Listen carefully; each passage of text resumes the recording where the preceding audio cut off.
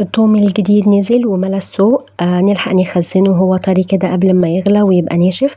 في نوعين من التوم، الابيض البلدي بتاعنا اللي بيكون ريحته قوية قوي ونفاذة بس الفصوص بتاعته بتكون رفيعة جدا، والاحمر ابو فصوص كبيرة بتكون حلوة كده وسهلة في تقشيرها. الابيض الناس بتحب تجيبه تخزنه في الفريزر بتفرمه في الكبة، والاحمر للناس اللي بتحب تحتفظ بالحاجة في البلكونة طازة وتستخدمها اول باول.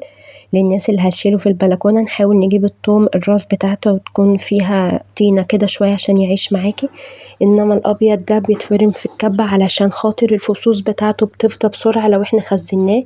انا قشرت التوم، شلت الحتة الخضرا دي وقشرت الورق وسبت طبقة على الفص نفسه، وهبتدي ان انا اضرب التوم بتاعي في الكبة. والقشر ده للناس اللي عايزة تعمل بودرة بصل، بنفرشه كده في صينية وبندخله الفرن ياخد تحميصة كده من غير ما يتحرق. نخلي بالنا بس الخطوة دي مقرفة جدا، ريحة وحشة قوي، بتقلب ريحة الفرن وريحة المطبخ وريحة المطحنة، حاجة في منتهى الفظاعة يعني الصراحة منصحش حد بيها.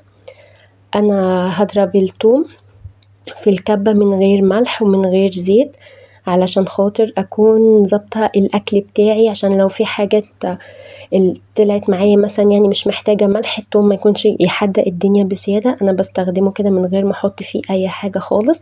هشيله في الفريزر ما بيصفرش معايا وبيفضل زي ما هو كده جميل. اهم حاجة نخلي بالنا في الفريزر ولما نحتاجه نكسر الحتة وهي مجمدة، ما نسيبهوش يفك ويرجع يجمد تاني.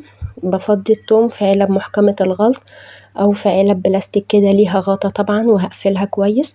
بفرد التوم كده في قعر الطبق بحوالي 2 سنتي كده سمك، وهعمل خطوط بالطول وخطوط بالعرض، اعمل مربعات صغيرة على قد استخدامي، وهشيله في الفريزر.